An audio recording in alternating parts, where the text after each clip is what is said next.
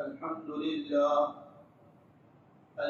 لله وحده والصلاة والسلام على من لا نبي بعده أما بعد قال الله تعالى أعوذ بالله من الشيطان الرجيم بسم الله الرحمن الرحيم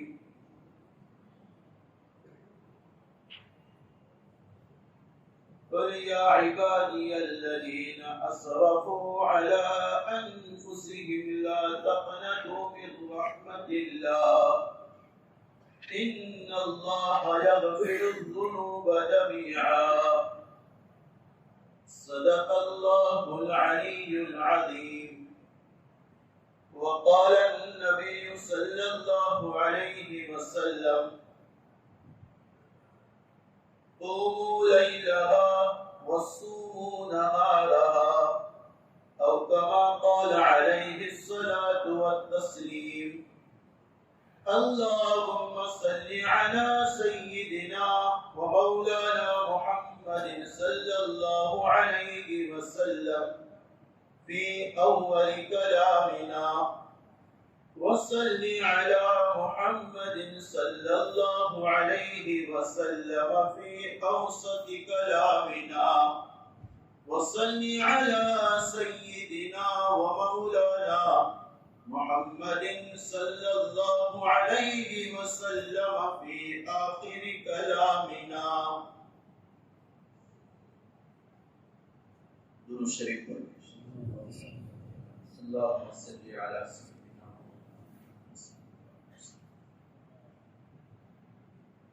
میرے معزز بزرگوں، عزیز ساتھیوں، دینی بھائیوں، شب برأت اور شب قدر اس امت کی خصوصیت ہے. یہ دو راتیں صرف اس امت کو ملی ہیں. اس کے علاوہ ان راتوں کو اگلی امتوں کو نہیں دیا گیا تھا. علماء نے نبی اکرم صلی اللہ علیہ وسلم کی 40 خصوصیات گنائی. آپ کی پرسنالٹی، آپ کی مخصوص صفت، جیسے آپ کا خاتم النبیین ہونا، آپ کا ساری انسانیت جو قیامت تک آئے گی اس کی طرف نبی بنا کر بھیجا جانا، آپ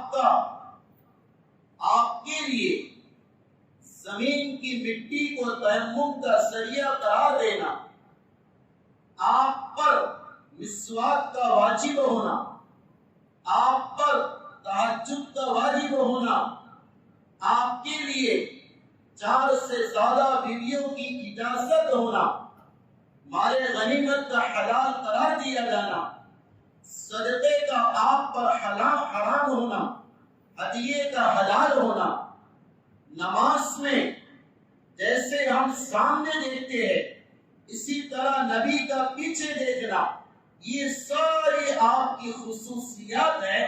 ان میں سے ایک ہی ہے شب قدر اور برات اس امت کو آپ کے صدقے میں دی گئی. اس لیے نبی اکرم صلی اللہ علیہ وسلم اس مہینے میں کثرت سے روزہ رکھا کرتے. حذیفہ بن الیمان رضی اللہ تعالی عنہ نے سوال کیا، آپ اس مہینے میں کثرت سے روزے کیوں رکھتے؟ یعنی شعبان المعظم میں آپ زیادہ روزے کیوں رکھتے؟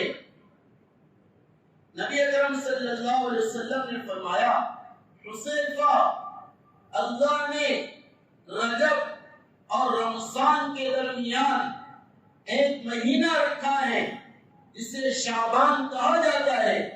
لوگ اس کی فضیلت اور اس میں اعمال کرنے سے غافل ہیں، حالانکہ وہ برکت والا مہینہ ہے. اس لیے کہ اس مہینے میں انسانوں کے اعمال، بنی آدم کے اعمال اللہ کے سامنے پیش کیے جاتے. یعنی اس مہینے میں ہم جو کر رہے اللہ کے سامنے پیش کیے جاتے ہیں۔ اب اگر آپ کے دل میں سوال آئے، ہم نے سنا تھا حدیث میں ہے مسلمان کے اعمال اور پیر اور جمعرات کو اللہ کے سامنے پیش کیے جاتے ہیں، تو پھر اس مہینے میں پیش کیے جانے کا کیا مطلب ہے؟ تھوڑا توجہ سے سنیں، سمجھے؟ نیند کو قریب نہیں آنے دیں۔ صرف سننا عبادت نہیں ہے، طلب کی نیت سے سننا عبادت ہے۔ تو اگر یہ اشکال ہو، ہم تو سن رہے پیر جمعرات کو عمل پیش کیے جاتے ہیں، اور اس حدیث میں شب برأت کو عمل پیش کیے جاتے ہیں، ان دونوں حدیثوں میں بظاہر جو تعارض نظر آ رہا اس کا کیا مطلب ہے؟ تو محدثین نے اس کا جواب دیا، پیر اور جمعرات کو اللہ کے سامنے جو عمل پیش کیے جاتے ہیں وہ صرف ہفتے بھر کے عمل ہوتے ہیں، اور شب برأت میں اللہ کے سامنے سارے سال کے اعمال پیش کیے جاتے ہیں۔ بلکہ اس روایت میں اور اضافہ ہے، بنی آدم اور مسلمانوں کے خصوصاً اعمال جمعہ کے دن ہمارے نبی کے سامنے بھی پیش ہوتے۔ ہمارے اعمال جمعہ کے دن بھی نبی علیہ السلام کے سامنے پیش ہوتے۔ پیر اور جمعرات کو اللہ کے سامنے، جمعہ کے دن نبی کے سامنے۔ اور علامہ سیوطی نے ایک روایت لائی کہ جیسے نبی کے سامنے تمہارا اچھا برا عمل پیش ہوتا ہے، اگر اچھے عمل کو دیکھتے آقا خوش ہوتے ہیں، برا عمل اگر دیکھے آپ کو تکلیف ہوتی ہے، اسی طرح ہمارے عمل، ہم سے پہلے جانے والے ہمارے رشتے دار، باپ ماں، دادا دادی، نانا نانی، ہمارے اگلے اولیاء، ان کے سامنے بھی پیش ہوتی ہے۔ یہ اولاد کیا گل کھلا رہی ہے، حدیث میں صحیح حدیث ہے کہ ہمارے اعمال، بیٹے کا عمل باپ کی موت کے بعد اس کے باپ کے سامنے پیش ہوتا ہے۔ اگر وہ دیکھتا ہے کہ میرے بیٹے نے، میرا بیٹا سپوت بنا ہے اور میرا بیٹا میرے لیے صالح اولاد بنا ہے، وہ باپ خوش ہوتا ہے، ورنہ ناراض ہوتا ہے۔ اس لیے اعمال اللہ کے سامنے اس مہینے میں پورے سال کے پیش ہوتے ہیں۔ پھر نبی اکرم صلی اللہ علیہ وسلم نے فرمایا، میں یہ چاہتا ہوں کہ میرا عمل جب اللہ کے سامنے پیش ہو تو میں روزے سے رہوں۔ اس وجہ سے شعبان میں سادہ میں روزے رکھتا ہوں، تاکہ میرے اعمال اللہ کے سامنے روزی کی حالت میں پیش ہو، اس لیے میں روزے کثرت سے رکھتا ہوں۔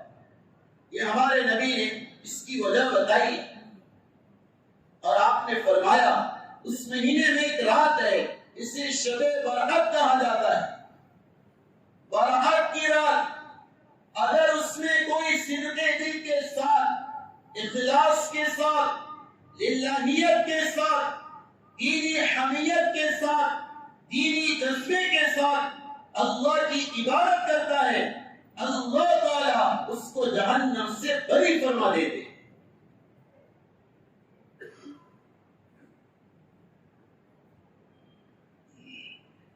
آپ نے واٹس ایپ پر بھی کچھ ویڈیو سنے ہوں گے، اور میں بھی آپ سے عرض کر دیتا، شب برأت یہ فیصلے کی رات ہے یا نہیں، اس میں پورے سال کے فیصلے ہوتے ہیں یا نہیں۔ دیکھو سورہ دخان کی جو آیت ہے، اس میں اللہ تعالیٰ فرما رہے فیہا یفرق کل امر حکیم، اس رات میں ہر حکمت والا فیصلہ کیا جاتا ہے۔ اس آیت کے بارے میں چند مفسرین یہ کہتے ہیں اس رات سے مراد شب برأت ہے کہ شب برأت میں سارے فیصلے ہوتے، لیکن اکثر اور میکسیمم مفسرین یہ کہتے ہیں فیصلوں کی رات شب قدر ہے۔ اکثر کی رائے ہے، لیکن بہقی کی روایت ہے آقا نے فرمایا اس رات میں بھی فیصلے ہوتے ہیں۔ پھر اس کا کیا مطلب ہے؟ قرآن کی آیت سے پتہ چل رہا ہمارے فیصلے سال بھر کے، سال بھر کا بجٹ، سال بھر کا پورا آنے والا نظام اس رات میں طے ہوتا ہے۔ قرآن کہہ رہا وہ رات شب قدر ہے، حدیث کہہ رہی شب برأت ہے۔ دونوں کا کیا مطلب ہے؟ علماء نے بڑی اچھی تطبیق دی۔ حکیم الامت مجدد ملت حضرت مولانا شاہ اشرف علی تھانوی رحمۃ اللہ علیہ فرماتے ہیں دونوں باتیں صحیح، قرآن بھی صحیح، حدیث بھی صحیح، اللہ بھی صحیح، اللہ کا رسول بھی صحیح، اللہ کی بات پر بھی اعتماد، نبی کی زبان پر بھی اعتماد، اللہ کے کلام پر بھی بھروسہ، نبی کی حدیث پر بھی بھروسہ۔ دونوں کا مطلب کیا ہے؟ مطلب یہ ہے قرآن جو کہہ رہا شب قدر میں فیصلے ہوتے، وہ فیصلوں سے مراد جاری ہونا، اور حدیث جو کہہ رہی شب برأت میں فیصلے ہوتے، اس سے مراد وہ ہے نافذ ہونا اور اللہ کی طرف سے صادر ہونا۔ اس کو اس طرح سمجھو، کسی بھی کام کے لیے دو چیزیں، ایک تو ہے آرڈر کا پاس ہونا، دوسرا ہے اس آرڈر کا پورا ہو جانا۔ تو شب برأت میں آرڈر پاس ہوتا ہے، اس سال کتنوں کی موت آنا ہے، اس سال کتنوں کو پیدا ہونا ہے، اس سال کس کو کیا ہونا ہے، وہ آرڈر جاری ہوتا، نافذ ہوتا آج یعنی شب برأت میں، اور وہ جاری ہوتا یعنی فرشتوں کے حوالے کیا جاتا شب قدر میں۔ دونوں کی بات صحیح ہوگی۔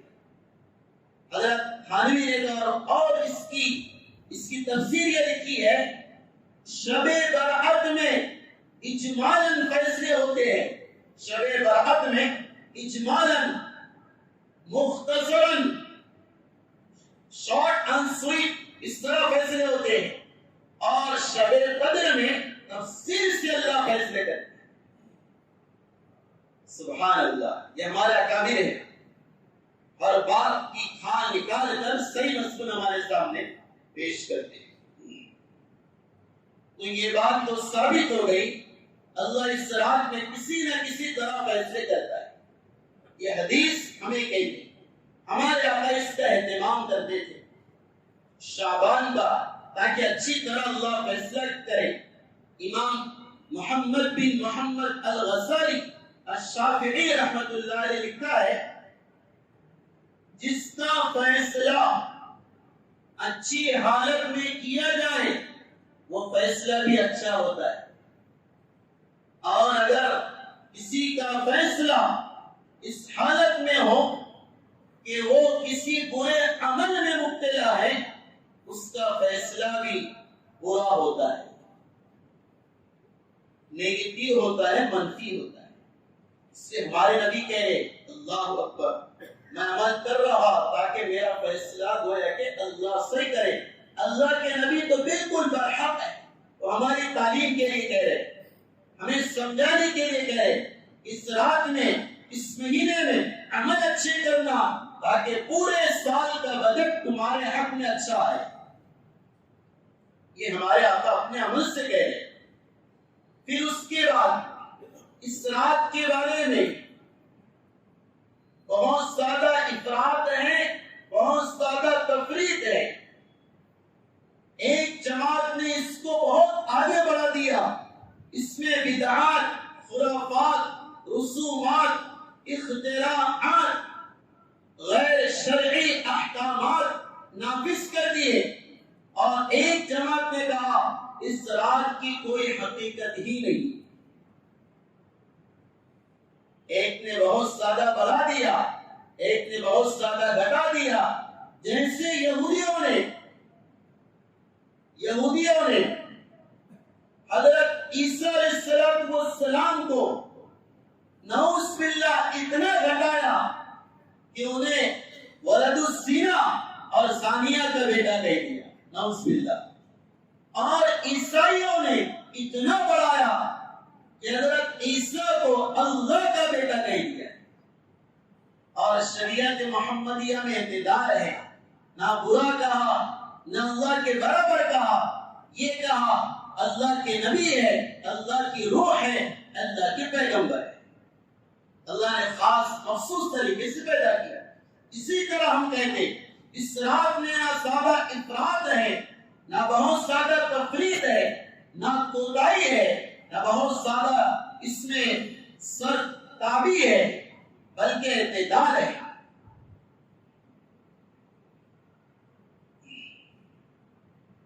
ہم یہ کہتے ہیں اس رات کے بارے میں تقریباً 25 روایات جمع کی گئی، جس سے شب برأت کا اہتمام اور اس کا انضمام اور اس کی اہمیت شریعت میں وارد ہوتی ہے، شریعت میں ثابت ہوتی ہے۔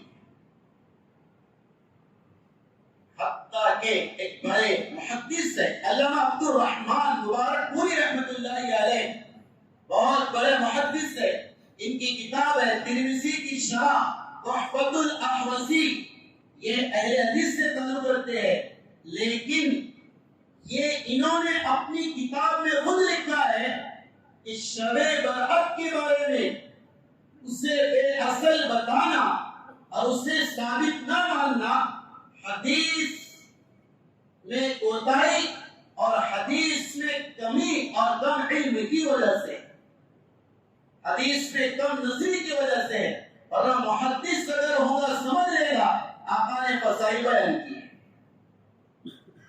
تو اس بات کا ثبوت ہو گیا اس رات کی کچھ نہ کچھ حقیقت ہے، بلکہ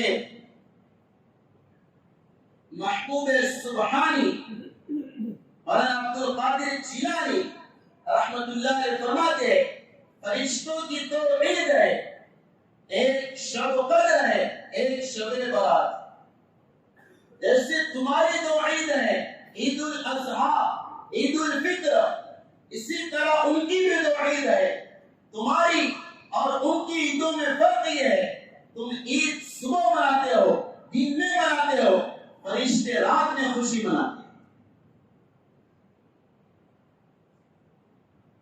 لہذا یہ بات تو طے ہے، یہ روایت اور یہ رات بہرحال مسلم ہے۔ اب اس میں کریں گے وہ جو کرنے کو کہا گیا، اس میں جو نہ کہا گیا اس سے بچے، یہ بات، یہ فیصلہ لے کر یہاں سے اٹھنا ہے۔ نبی اکرم صلی اللہ علیہ وسلم نے اس رات کے بارے میں روایت میں ذکر کیا، جب سورج غروب ہوتا ہے اللہ تعالیٰ عرش سے پہلے آسمان پر آ جاتے۔ اب اس کو سمجھنا تھوڑا، اللہ کیسے آتے ہیں؟ ایک آدمی تیسرے منزلے پر ہے، وہ نیچے آ جائے، سیڑھیوں سے چڑھ کر اتر کر آئے یا لفٹ سے سیر کر کے آئے، یہ میرا آپ کا آنا ہے۔ کیا اللہ تعالیٰ عرش سے اتر کر اسی طرح پہلے آسمان پر آتے ہیں یا اس کا کچھ اور مطلب مراد ہے؟ عقیدے کی بات، ہمارے علماء اہل سنت کا عقیدہ ہے اللہ تعالیٰ ہمارے جیسے جسم سے، ہمارے جیسے بدن سے، ہمارے جیسے چڑھنے سے، ہمارے جیسا اترنے سے پاک ہے۔ اللہ ہماری صفات سے پاک ہے، لہذا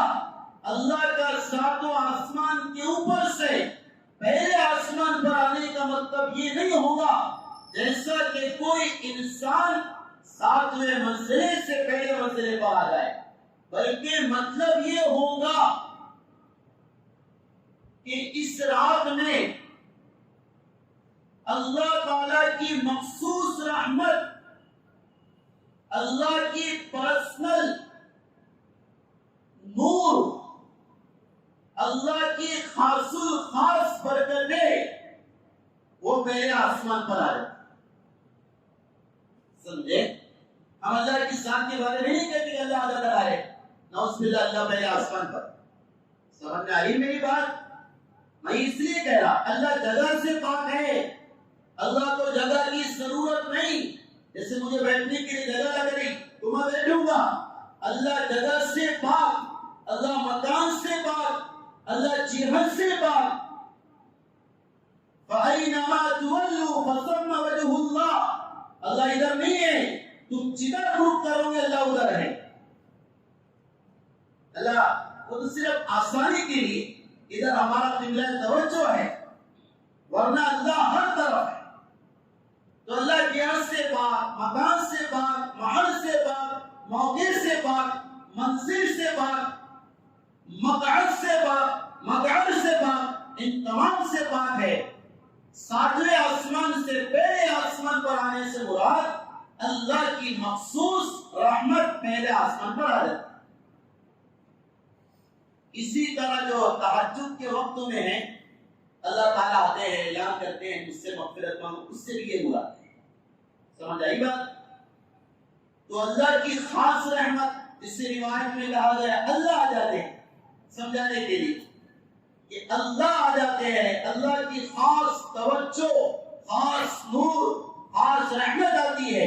وہ تین اعلان کرتی ہے، تین چیزیں کہتی ہے اللہ تعالیٰ کے ساتھ اللہ کی رحمت.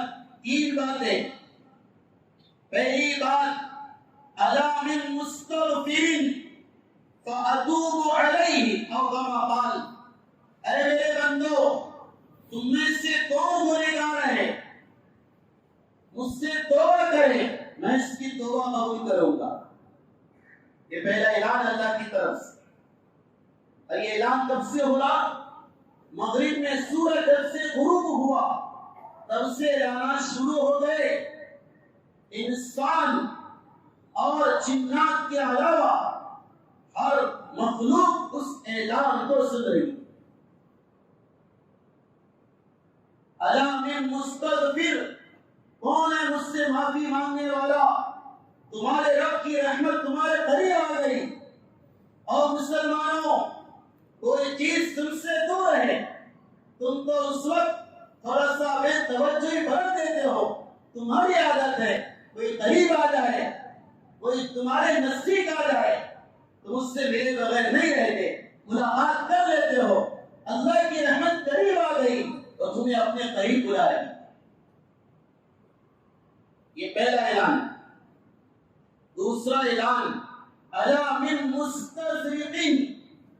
او بنی آدم، تم روزی کے باب میں سال سال پریشان رہتے ہو، روزگار سے پریشان، تجارت سے پریشان، بزنس سے پریشان. اب میری رحمت آ گئی، آؤ میرے سامنے روزی مانگو، سارا سال تمہارے روزی میں برکت عطا کر دوں. اللہ دیکھو، سمجھو، استغفار روح کی ضرورت، اس کو بھی مانگو. رزق بدن کی ضرورت، اس کو بھی مانگو. استغفار آخرت کی ضرورت، اس کو بھی مانگو. رزق دنیا کی ضرورت، اس کو بھی مانگو. یعنی اللہ کہہ رہا دنیا بھی مانگو، دین بھی مانگو.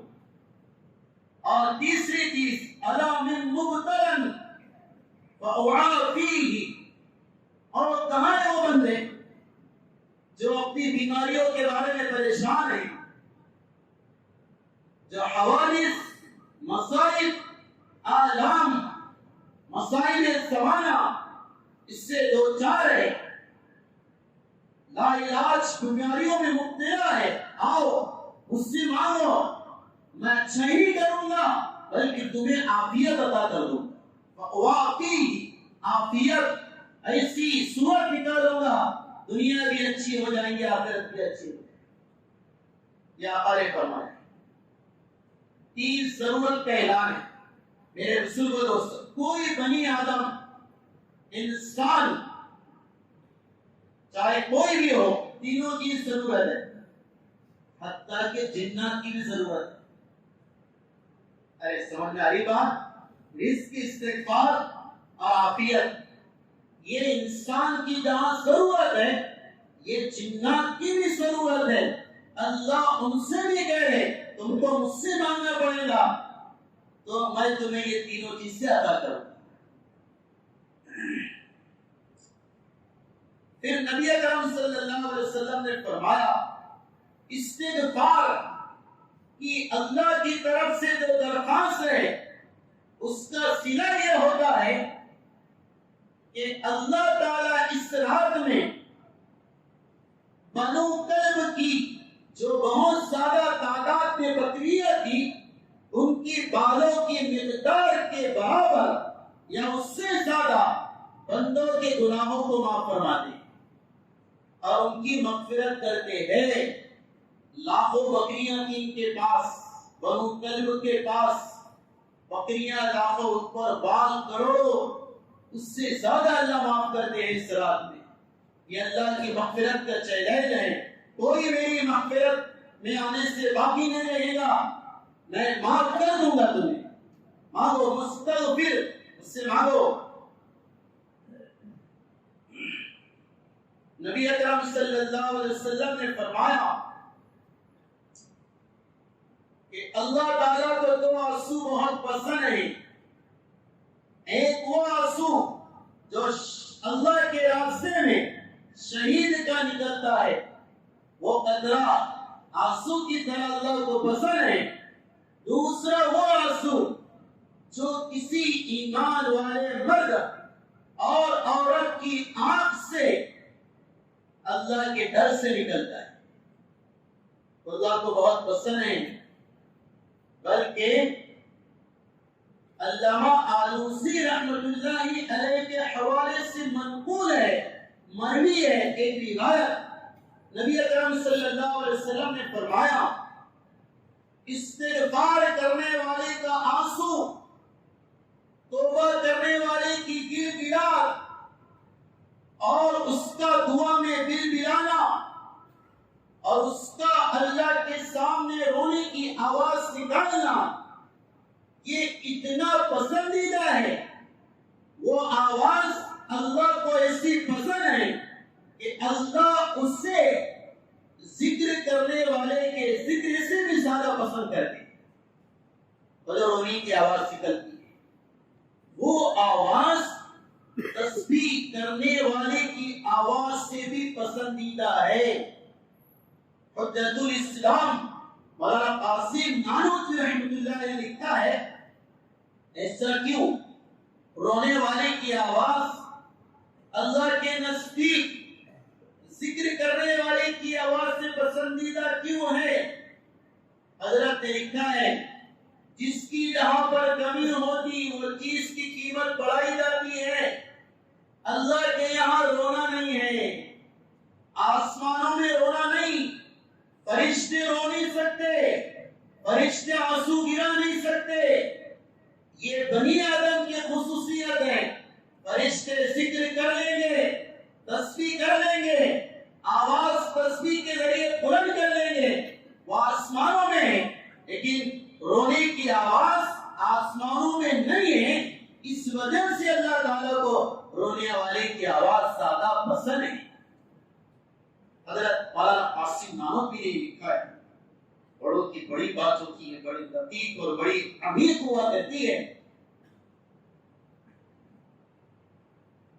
اس لیے نبی اکرم صلی اللہ علیہ وسلم کا عمل اللہ نے قاری نے لکھا ہے, مشکات میں بھی روایت ہے, اللہ تعالیٰ کو اللہ کے نبی اللہ اس سے مغفرت اور استغفار اور توبہ ایک ایک مجلس میں 100 بار کیا کرتے.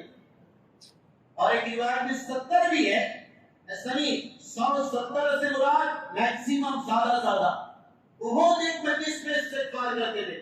میں اور آپ اپنی مجالس پر غور کرو, استغفار کر کے اٹھتے ہیں یا غیبت کر کے اٹھتے ہیں؟ توبہ کر کے اٹھتے ہیں یا چغلیاں کر کے اٹھتے ہیں؟ میں بھی غور کروں، آپ بھی غور کریں. ہماری مجالس کن چیزوں سے بھری ہوئی ہے؟ آراستہ ہے، بے راستہ ہے، مزین ہے، یا وہ خامیوں سے پر ہے؟ اس لیے بزرگ دوست، اللہ کا رونا بہت پسند ہے. ایک واقعہ نبی نے بیان کیا، بنی اسرائیل کا ہے، لیکن نبی بیان کرے تو مرفوع حدیث ہو جاتی. موسیٰ علیہ السلام کوہ طور پر جانے لگے. جا رہے تھے، ایک عابد سے ملاقات ہوئی. وہ بڑے عابد تھے اپنے زمانے میں. حضرت ان سے کہا اللہ کے پاس جا رہا ہوں، تو درخواست ہو تو بتا دو، اللہ سے عرض کر دوں گا. اس عابد نے کہا کہ میری عبادت کرتے کرتے 430 سال ہو گئے، 430 سال سے عبادت کر رہا ہوں. اللہ سے کہہ دے گا یا اللہ ان عبادت کے بدلے جنت دے. سمجھے میرے بزرگوں، یاد رکھنا کبھی اپنی کسی عمل پر فخر نہیں کرنا. ہاں دیکھو، تکبر چند قسم کے ہیں: مال کا تکبر، علم کا تکبر، حسن کا تکبر، عہدے کا تکبر، اور پانچواں عبادت کا تکبر. صوفیہ کہتے ہیں سب سے زیادہ برا تکبر عبادت کا تکبر.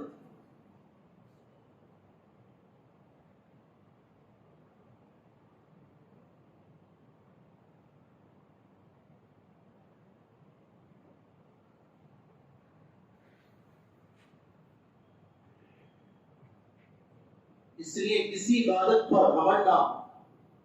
حضرت تھانوی نے لکھا ہے عبادت کی قبولیت کی علامت یہ ہے عبادت کرنے کے بعد دل میں ڈر پیدا ہو جائے. میں نے قربانی دیا، پتہ نہیں اللہ نے قبول کیا کہ نہیں. میں رات بھر اللہ کی عبادت کیا، اللہ نے قبول کیا کہ نہیں. اللہ بے نیاز ہے، اللہ اس سمجھ، اللہ سمجھ. حضرت شیخ الہند رحمت اللہ علیہ کا انتقال ہو رہا، رو رہے تھے بہت سارا. کسی نے کہا حضرت آپ کیوں رو رہے ہیں؟ آپ نے تو بہت بڑے بڑے کام کیے. ہاں، ملک کو آزاد کرانے میں قربانی کی. آپ نے علم کے اعتبار سے حضرت تھانوی، حضرت مفتی شفیع رحمۃ اللہ علیہ، حضرت مولانا حسین احمد مکی، بڑے بڑے علم کے جبال اور پہاڑ تیار کیے. اور آپ نے دارالدیوبند اور بڑی بڑی خدمات انجام دی. آپ کا تو کوئی مسئلہ نہیں. مالٹا کی جیل میں گرم سلاخوں سے کمر کو ایسا داغا جاتا کہ جب ان کی ناش کو، ان کے جسم مبارک کو غسل دینے کے لیے دیوبند میں تختے پر لٹایا گیا تھا، غاسل کہتا غسل دینے والا، حضرت کے کمر پر ذرا برابر چربی نہیں تھی، صرف ہڈی رہ گئی. وہ داغ داغ کر چربی کو انگریز سے ختم کر دیا. ایسے قربانی تھی. جب انہیں داغ دیا جاتا اور کہا جاتا شیخ الہند محمود الحسن ہمارے فیور میں فتویٰ دے دے، ایک بار کہہ دے انگریز کی فوج میں بھرتی ہونا حلال ہے، ہم تجھے چھوڑ دیں گے، تیرا احساس کریں گے. شیخ الہند کہتے اور مردود میں بلال کا وارث ہوں، خباب بن ارد کا میں بیٹا ہوں، میں امیر حمزہ رضی اللہ تعالی عنہ کی روحانی اولاد ہوں، میں جان دے سکتا ہوں، تم جیسے بے دینوں کے آگے جھک نہیں سکتا. جیسے قربانی تھی تو رو رہے تھے موت سے پہلے میں. تو کسی نے کہا کہ حضرت کیوں رو رہے ہیں، آپ تو بڑے بڑے ہیں. کہا کہ نہیں بیٹا، مسئلہ موت سے نہیں رو رہا، رونا اس وجہ سے آ رہا، ڈر رہا ہوں کیا تو صحیح اللہ قبول کرے گا کہ نہیں کرے گا. اللہ قبول کرے گا یا مردود کرا دے گا، اس کا ڈر ہے. اس سے ساری محنتیں، تبلیغ کی مبارک محنت، مدارس کی مبارک محنت خانقاہ کی مبارک محنت، تصنیف تعلیف کی مبارک محنت، جو دین کی مبارک محنتیں ہیں بہت اچھی ہے. ان تمام کا مقصود ہے اللہ قبول ہے، اللہ خوش ہوتا ہے.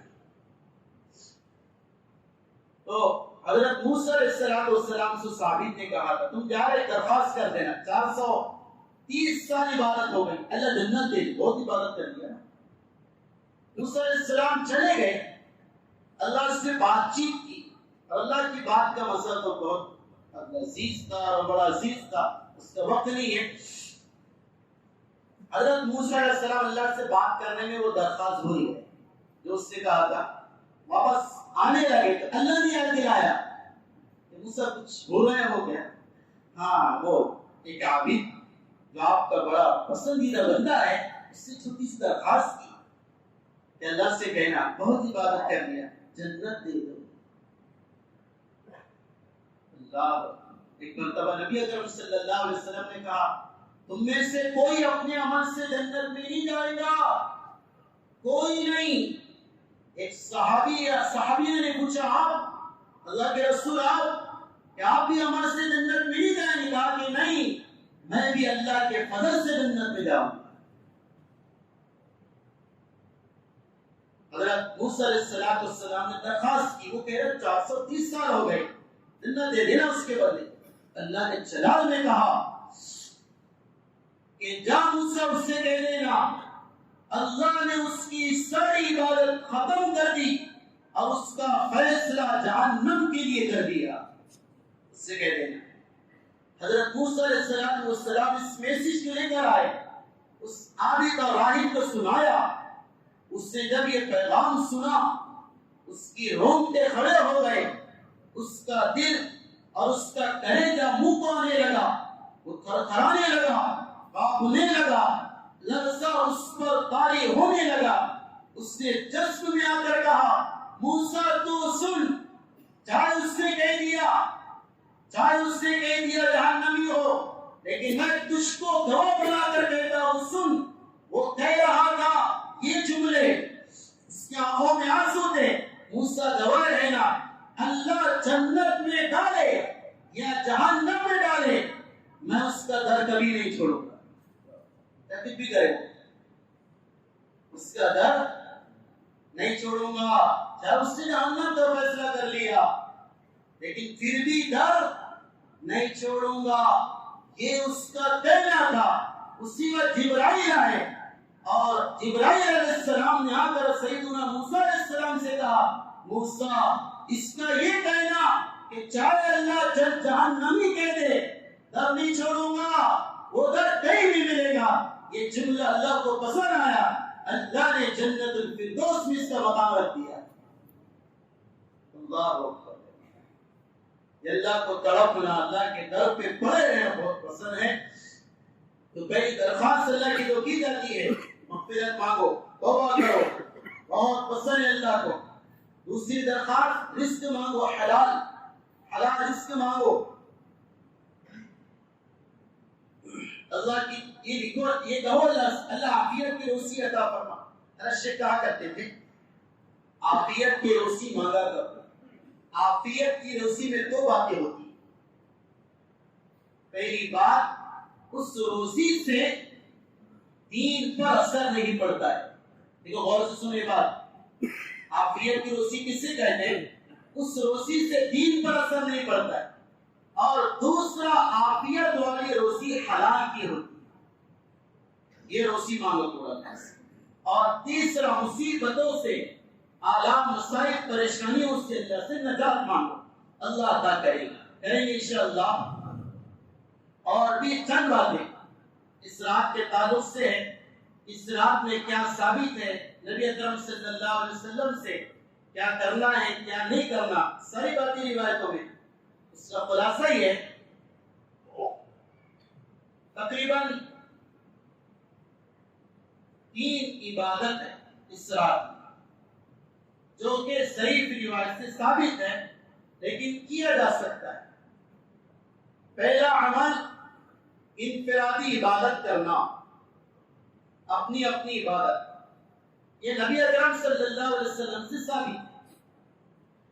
اس رات میں، سمجھے؟ دوسرا عمل اس رات میں قبرستان جانا،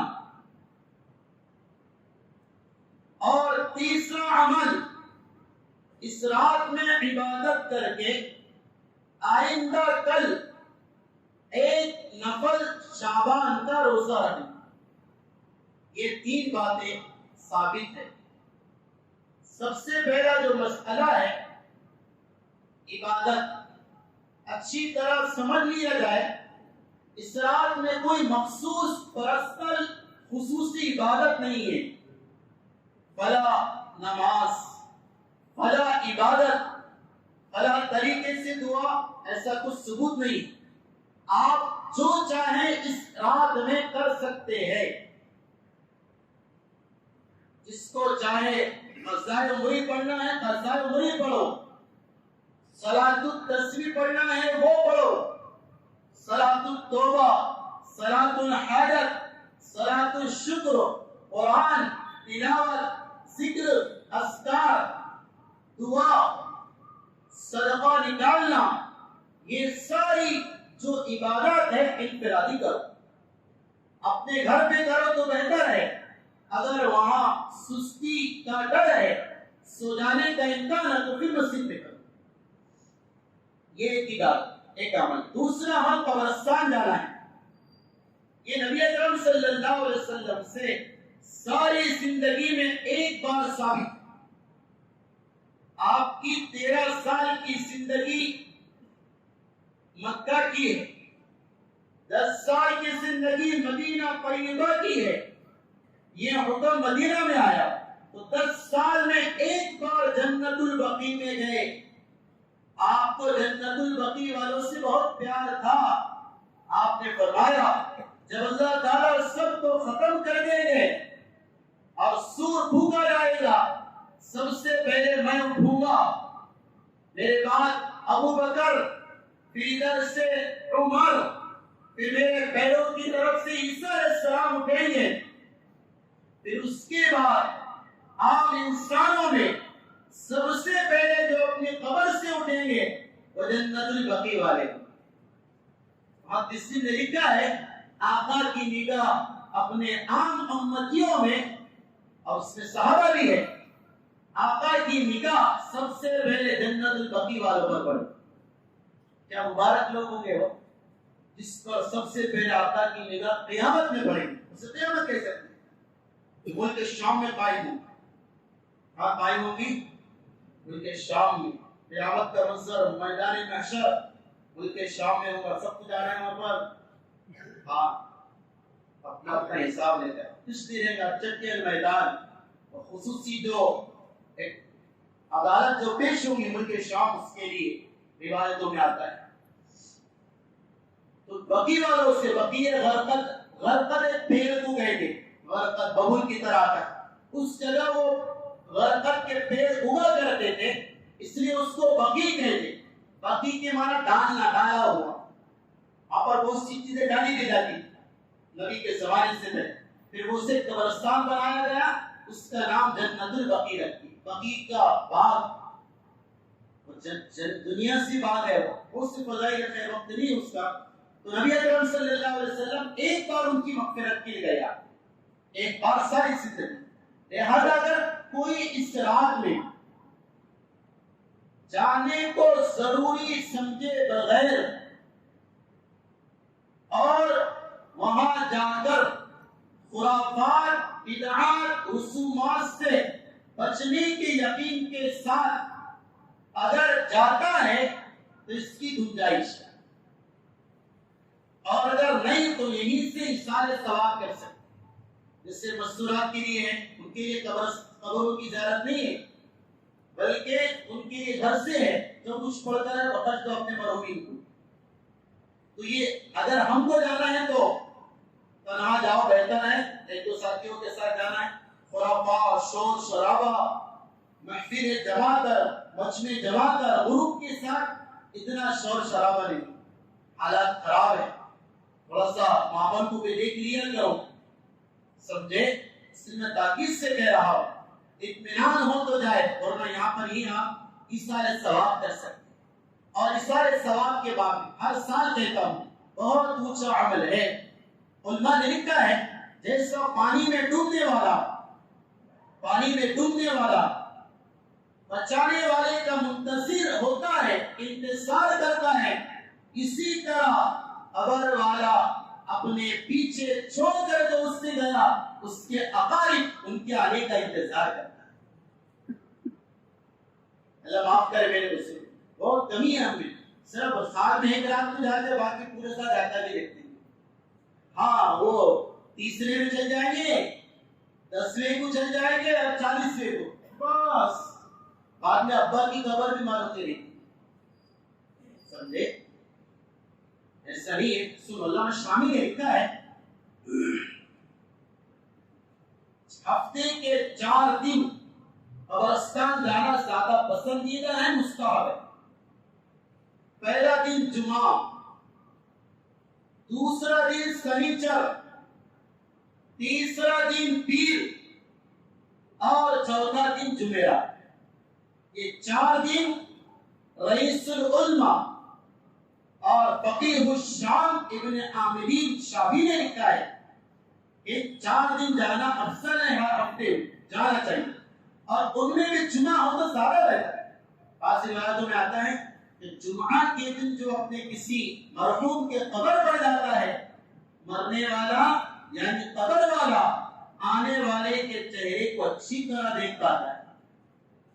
ایسا ہے بعض کتابوں کے، اس سے گئے تو بہتر. اور یہ ایک جو موقع بھی ہوگا ہمارے سامنے، اس میں جانے کے بعد میں جا کر سلام کرے مردوں کو. اس قوم کو مردوں کو بھی سلام سکھایا گیا ہے. زندوں کو تو کرنا ہی ہے. زندوں کو تو کیا ہے، وہ بھی نہیں کر رہے آپ سلام، ہم کو کرو بولتے بس. سمجھے؟ چھوٹا بڑے کو کرے گا، بڑے ایسے ہی کبھی کبھی چھوٹے کو سلام کرتے. بیوی کو بولتا ابھی کو سلام کرا کر. اس کو توفیق نہیں ہوتی بیوی کو کبھی سلام کرے السلام علیکم، اس سے مصافحہ کرے. یہ توفیق وہ اس کو کرے گا، تو کرنے کو مشورہ ہونا الگ ہے. صحیح ہے تو سلام کرے. السلام علیکم دار قوم مؤمنین یغفر اللہ لنا ولکم انتم سلفنا ونحن بالاثر. اے مومنوں کی جماعت، اللہ میری تمہاری مغفرت کرے. تم پہلے چلے گئے، ہو سکتا ہے آئندہ سال تک ہم بھی آئے. آج جو فیصلہ ہو رہا، جو بجٹ اجمالاً پاس ہوگا، سکتا مفتی عظیم اس میں آ جائے، آپ میں سے کوئی آ جائے، اسی کیا بتائے. سمجھے؟ تو یاد دلا رہے قبرستان میں جانے کے وقت کہو وہاں پر تم تو چلے گئے، ہمیں بھی آنا ہے، چھوٹنے والا کوئی نہیں. اللہ اکبر. اس لیے روایت میں ہے کوئی مرتا ہے تو مرنے والے کو نہ دفن کرنے لے جاتے ہیں اور قبر میں سلاتے ہیں اور بڑے رکھ کر آنے لگتے ہیں. نعوذ باللہ اگر غلط ہوتا ہے، آصف فاجر ہوتا ہے، اس کا فیصلہ نیگیٹو اور آ جاتا ہے، وہ فیل ہو جاتا ہے، تو دوسرے مردے کہتے ہیں اللہ کے بندے ہم تجھ سے پہلے آ گئے تھے، کم سے کم ہماری مرنے سے تو تو نے عبرت پکڑ لینا تھا. ہمیں سے کوئی جوانی میں آ گیا تھا، کوئی اچانک آ گیا تھا، کوئی چلتے چلتے چلے گیا، کوئی ہنستے ہنستے آ گیا تھا. ہم سے بھی عبرت پکڑنا تھا.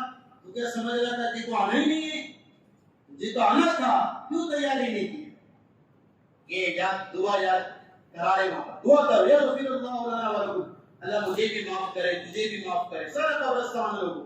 اور اس سے کہو کہ تم پہلے چلے گئے، پہلے آ گئے، ہم قریب آنے والے ہیں. پھر اس کے بعد قبر پر کھڑے رہنے کا مستحب طریقہ کیا ہے؟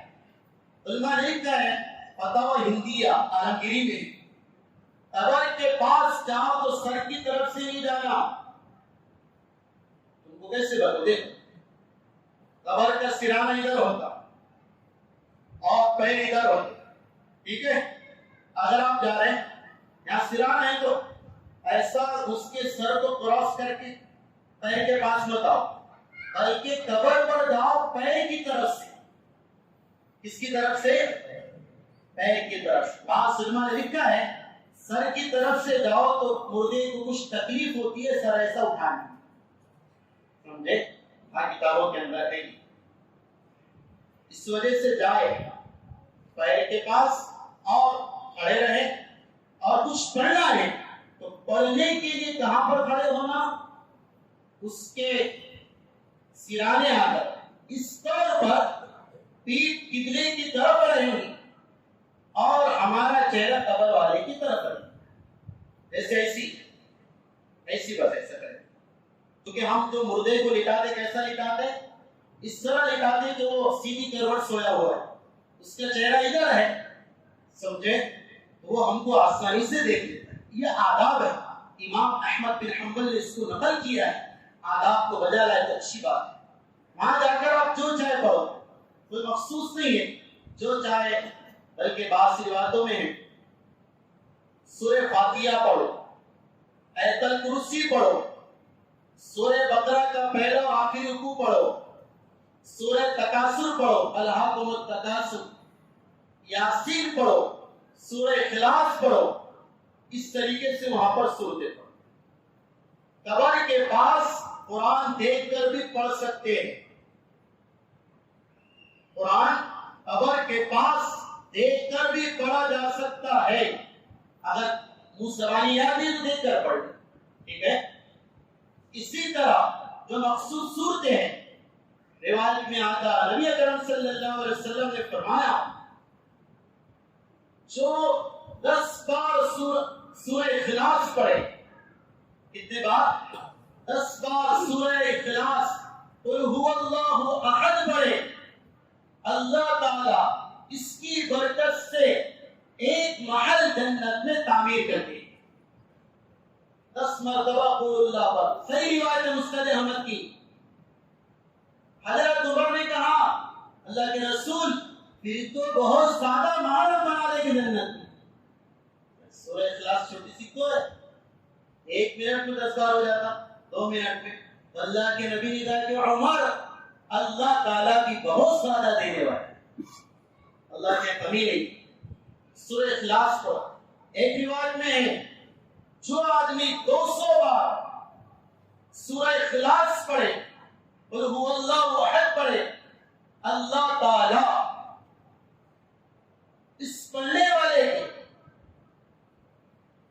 والے کے 40 سال کے گناہ معاف فرما دیں۔ اپنے لیے پڑھے تو بھی اچھا ہے، اور مرحوم کے لیے پڑھے تو اللہ اس کی بھی گناہ صغیرہ معاف کرے۔ یاسین پڑھے، اللہ اس کی وجہ سے مغفرت کرتے ہیں مرحوم، وغیرہ وغیرہ، جو چاہے پڑھے۔ وہاں پر ہاتھ اٹھا کر دعا نہ کریں قبر کے سامنے، اس سے تھوڑا سا شرک کی صورت بنتی ہے۔ کوئی سمجھے گا قبر والے سے سامنے دعا کر رہا، اس سے مانگ رہا، اس طرح کسی کو شک ہوگا، کوئی کنفیوز ہو جائے گا۔ شریعت میں شرک بھی منع ہے، کسی کو شرک کی صورت دکھانا یہ بھی منع ہے۔ کنفیوز اگر کوئی ہوتا ہے کہ شرک تو نہیں کر رہا، اس لیے اس صورت اور وہ مسئلہ بھی شریعت نے بدل دیا، اس کی مثال یہ وقت نہیں۔ تو یہ ایک عمل ہے وہاں جانے کا۔ اسی طرح دوسرا عمل ہے، پہلا تو عبادت کا، دوسرا کا روزہ، تیسرا ہمارے کل کے روزے کا۔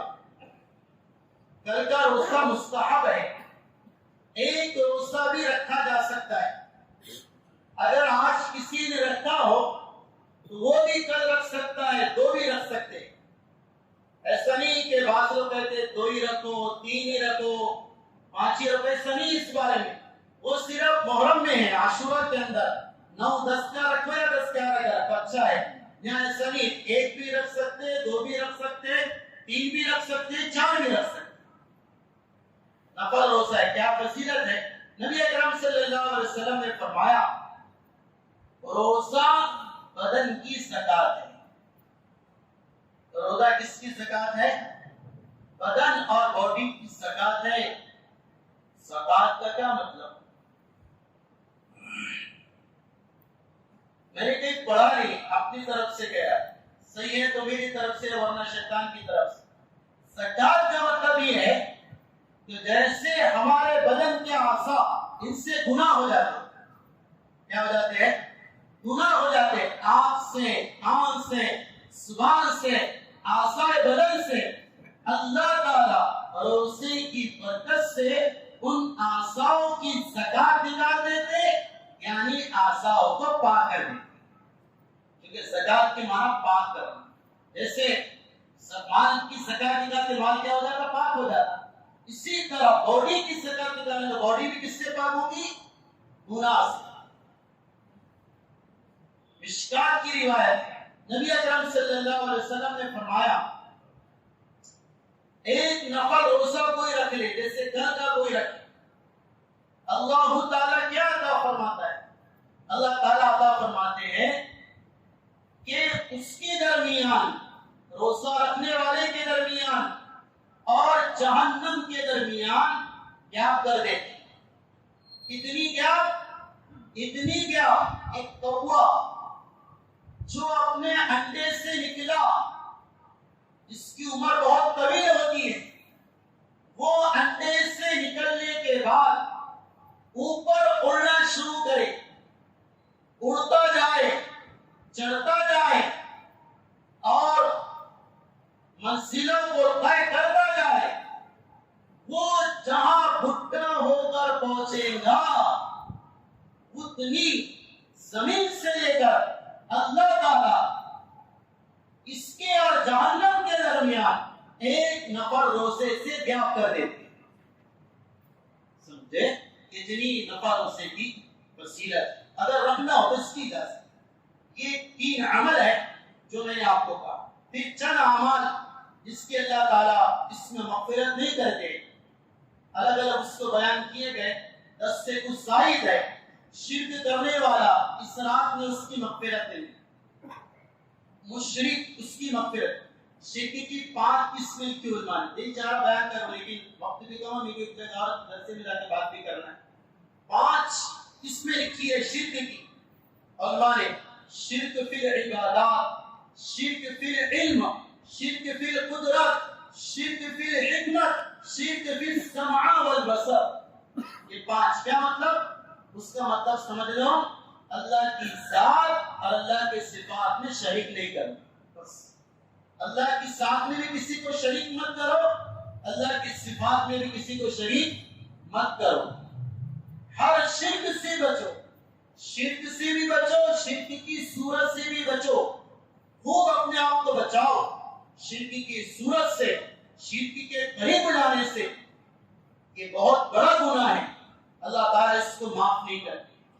اللہ کے ساتھ میں شریک کرنا بہت زیادہ بڑا گناہ ہے. جیسے ہم بدن میں صلت برداشت نہیں کرتے، باڈی میں صلت کی شرکت برداشت نہیں کرتے، اسی طرح اللہ تعالیٰ اپنی ذات میں کسی کی شرکت برداشت نہیں کرتے. اسی طرح اللہ تعالیٰ اس رات میں مشاہین کی مغفرت نہیں کرتے. مشاہین کہتے دل میں کینہ، بغض، عداوت رکھنے والا، بغیر کسی شرعی وجہ کے دل کو کدورت سے گندا رکھنے والا. اس لیے میرے عزیز و بزرگوں دوستو، یہ دل اللہ کا گھر ہے. اللہ اس سے دل میں رہتے ہیں جو کدورت، عداوت، بغض سے پاک. ہم گندے گھر میں جانا پسند نہیں کرتے، جالے لگے ہوئے ہو، قسم کی گندگی ہو، اس میں پسند نہیں کرتے جانا. اللہ بھی ایسے خراب دن میں آنا پسند نہیں کرتا. اس کو پاک بناؤ. رشے کہا کرتے تھے کہ تمہارے سامنے محنت کا میدان ہے. جیسے تم پیدا ہوئے تھے، میں پیدا ہوا تھا، آپ پیدا ہوئے تھے، میرا آپ کا دل بالکل صاف کلین تھا، کوئی عداوت نہیں، کسی کا حسد نہیں، کسی کی برا چاہنا نہیں، کسی کے بارے میں دشمنی نہیں، کسی کے بارے میں عناد نہیں، کسی کے بارے میں حسد نہیں، کسی کے بارے میں برائی کا جذبہ نہیں تھا. محنت ایسی کرو کہ موت سے پہلے ایسا دل میرا آپ کا بن جائے، صاف ہوگا. النہایت البدایہ تصوف کی اصطلاح ہے. انتہا وہاں پر ہوگی جبکہ شروع کے جیسا دل آ جائے ہمارا. ایسے دلوں کو صاف کرنا یہ بہت بڑا صدقہ ہے. معاف کرنا، معافی مانگنا. ایک روایت میں نبی علیہ السلام نے حکم دیا صدقہ کرنے کا، اللہ کے نام پر دینے کا. سارے صحابہ نے دیے. ایک صحابی رسول گھر آئے، انہوں نے دیکھا کچھ نہیں تھا، قرض بھی لینے کی کوئی طاقت نہیں تھی، ادا کرنے کی استطاعت نہیں تھی. وہ سو گئے. سونے سے پہلے کا عمل کیا، وہ عمل میں پورے مجمع کو بتا رہا. کریں گے انشاءاللہ؟ پیچھے والے تو بولو انشاءاللہ. ہاں وہ عمل آج نہیں، روزانہ کرنا. کون سا عمل؟ وہ صحابی رسول کہہ رہے میں رو رہا تھا، اللہ کے نبی نے دینے کا کہا، میرے پاس کچھ نہیں، آپ کا تقاضا کیسے پورے ہو؟ اچانک اللہ نے دل میں بات ڈالا. وہ صحابی کہتے میرے دل میں خیال آیا لوگ مال صدقہ کر رہے، میں نے اللہ کو گواہ بنایا، یا اللہ میں صدقہ اس طرح کرتا ہوں مجھ پر جس کا حق ہے، جس نے مجھے ستایا، جس نے مجھے رلایا، میں نے تمام کو معاف فرما دیا. یہ صدقہ یہ انہوں نے کر دیے. سو گئے، صبح اللہ کے نبی کی مجلس سے مبارکہ میں آئے. آپ نے کارگزاری لی اور آپ نے پوچھا رات میں سب سے عمدہ صدقہ کس نے کیا؟ ان کو تو کوئی پتہ ہی ہوتا ہے، معاف کر دیا. ہر اس سے کارگزاری لے، کوئی نہیں کہہ رہا کہ ہم نے صدقہ نہیں کی. پھر اللہ کے نبی نے انفرادی کارگزاری، ان کے پاس جب نمبر آیا کھڑے ہو کر ڈرتے ڈرتے کہا کہ اللہ کے رسول کچھ بھی نہیں تھا، میں سچ کہہ رہا، میرے پاس کوئی چیز نہیں، میں نے رات میں فاقہ کیا لیکن آپ کا حکم تھا دینے کا، میں نے اپنے ارادے سے یہ کر دیا، سب کو معاف کر کے سو گیا. اللہ کے نبی نے کہا ہاذا او کما قال، یہی اللہ کو تیرا عمل پسند آ گیا. اللہ نے اس کو قبول کر کے باقی تمام کے مالوں کو قبول فرما لیا ہے. اس لیے دلوں کو صاف کرنا، معافی مانگنا، معاف کر دینا بہت بڑا صدقہ ہے. اگر دلوں میں اناد ہے تو اللہ کی مغفرت متوجہ ہے. اسی طرح ایک گناہ پاکی قتل کرنے والا، اس کی بھی مغفرت نہیں ہے، قاتل کی سزا بہت بڑی ہے. حضرت ابن عمر کی روایت ہے، منتخب میں بھی ہے وہ حدیث. نبی اکرم صلی اللہ علیہ وسلم نے فرمایا کوئی آدمی کسی کو قتل کرے ناحق، یہ بھی ہے دوسری اس کے علاوہ بات میں سنا پہلے وہی سن لو. نبی اکرم صلی اللہ علیہ وسلم نے فرمایا کوئی کسی کو ناحق قتل کرے، اگر اس کے ناحق قتل کرنے پر ساری دنیا کے انسان متفق ہو جائے، مار دو سارے کو، مار دو، سب متفق ہو جائے، اللہ کو کوئی پرواہ نہیں، اللہ تمام کو جہنم میں ڈالے ایک کے قتل پر متفق ہونے کی وجہ سے، ناحق کسی کے مرڈر پر اتفاق کر لینے کی وجہ سے. یہ روایت دوسری روایت ہے. نبی علیہ السلام نے فرمایا کوئی کسی کے قتل میں، کوئی کسی کے مرڈر میں ایک جملے کی مدد کر دے،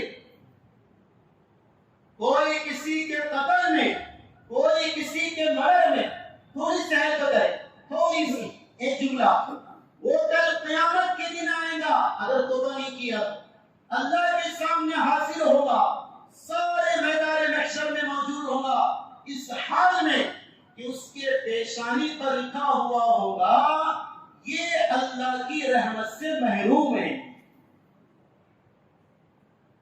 سمجھنا یہ بات؟ ہاں، اس لیے قتل و غارت گیری، کسی کو مارنا، کسی پر ہتھیار چلانا، اس سے اپنے آپ کو بچائے. ہاں، شریعت میں بہت اکرام سکھایا. ارے یہ تو زندے ہے، میں مسئلہ بہت سے لوگ آتے، ایک مسئلہ میرے پاس آتا ہے کہ بھائی ایک آدمی پاگل ہے، مسئلہ ہے، وہ بہت سارا نقصان پہنچا، بہت سارا، سارے چیزیں کر کے تھک گئے، ہم مان نہیں رہے ہو کہ ہم اس کو زہر کا انجیکشن دے کر ختم کر دیں. مسئلہ ہے کتابوں کے اندر بھی، میں نے ابھی بتایا کہ اس تو فقہاء نے لکھا نہیں، اگر کوئی کتنا بھی پاگل ہو تو بھی اس کو مار نہیں سکتے. مارنے کا حق صرف اللہ کو ہے، اس کو ہے، اللہ کو ہے، اللہ کے علاوہ کوئی کسی کو مار نہیں سکتا۔ سنو مسئلہ لکھا علماء نے، ایک بچہ پیٹ میں ہے، اس میں روح پڑ گئی، میکرو مشین سے یہ رزلٹ آیا، پیٹ میں کا بچہ زندہ تو ہے لیکن پاگل پیدا ہوگا، اس کا ہاتھ کٹا ہوا ہوگا، کوئی عیب زدہ وہ بچہ پیدا ہوگا، ڈاکٹر کہے اس کا اسقاط کرا دو، اس کی دھلائی کرا دو، کیا کر سکتے ہیں؟ شریعت کہتی نہیں کر سکتے۔ اگر وہ زندہ ہے چاہے کتنا بھی عیب اس کے اندر ہو، وہ انفٹ ہو، تو بھی اس کو صاف نہیں کر سکتے، ورنہ قتل کا گناہ ہوگا۔ معمولی بات تھوڑی ہے، اللہ کی مخلوق ہے، اس کو بھی ختم کر دیا جائے، اس کو بھی اڑا دیا جائے۔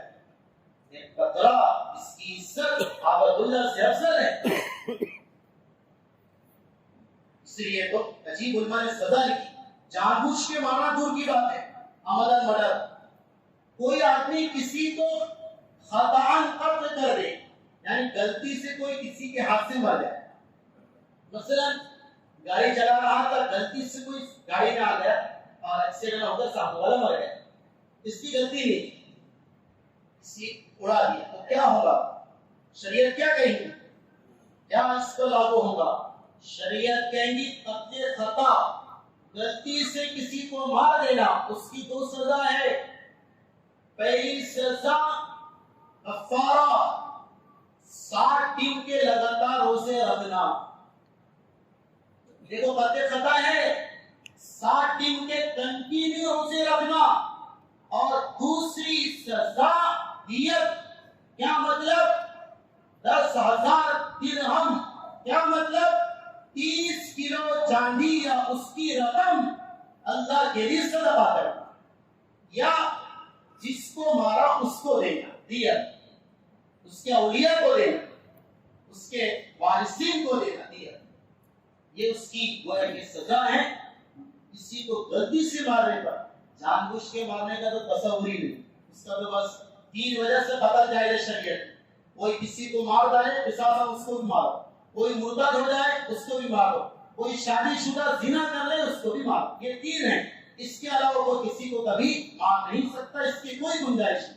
اور بھی بہت سے ایسے افراد ہیں جن کی اسلام میں مغفرت نہیں ہوتی، زنا کرنے والا مرد یا عورت، شراب پینے والا مرد یا عورت، ماں باپ کو ستانے والا، اولاد یا بیٹیاں، بیٹا یا بیٹی، اسی طرح کندھوں کے نیچے پاجامہ لٹکانے والا، اسی طرح طبلہ بجانے والا، طبلہ ڈھول تاشے بجانے والا، اسی طرح ہاتھوں کی لکیریں دیکھ کر لوگوں کو کچھ ہدایت بتانے والا، اسی طرح جادو کرنے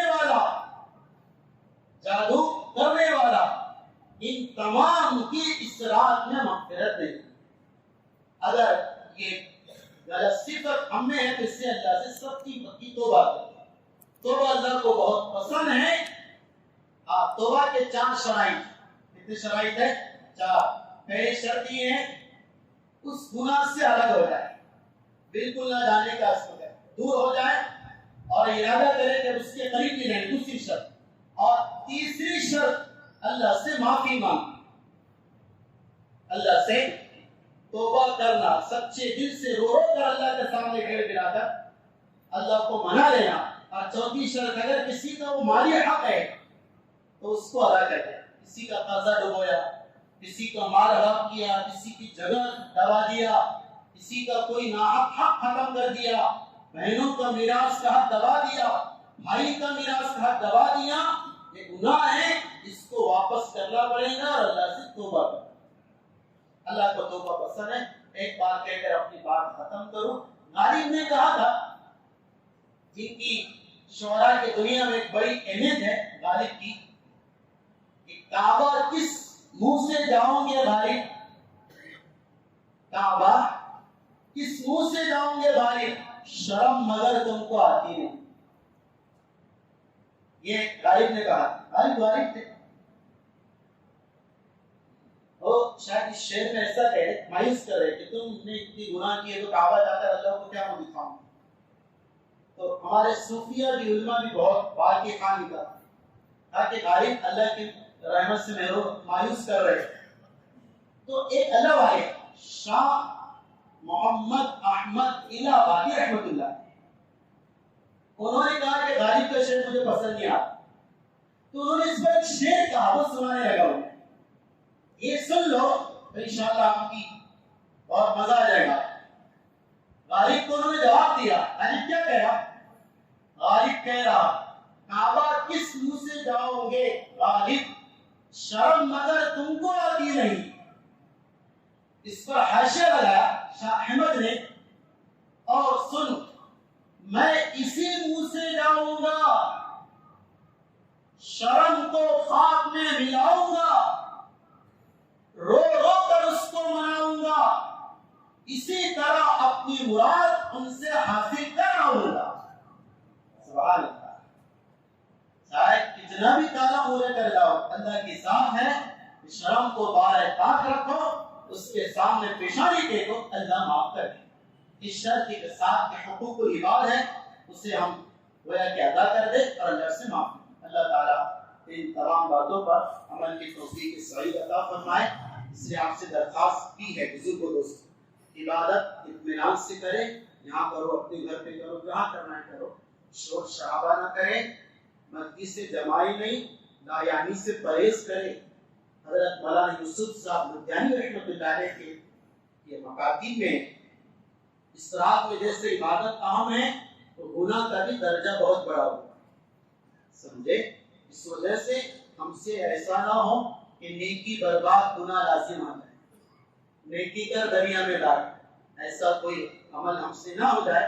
اس طرح صورت حال ہو, اس لیے چوکوں پر چوراہوں پر پھرنے سے, بھاگنے سے اور گاڑیاں زور زور سے لے جانے سے تھوڑا پرہیز کریں, اللہ کی طرف متوجہ رہیں. عبادت کرنا ہو تو بہت اچھی بات ہے, جیسے پورے تفصیل سے بتا دیا آپ کو. نہیں کرنا ہے, سستی آ رہی, نیند آ رہی, تو عشاء کی نماز جیسے آپ نے جماعت سے پڑھ لی بہت اچھی بات ہے. ارادہ کرو تہجد بھی پڑھ لیں گے اور فجر کو تکبیر کے ساتھ پڑھیں گے, تو یہ بھی انشاءاللہ بہت بڑی بات ہے. لیکن اگر کوئی زیادہ کرے اور اصول کے ساتھ کرے تو بہت اچھی بات ہے. اللہ تعالیٰ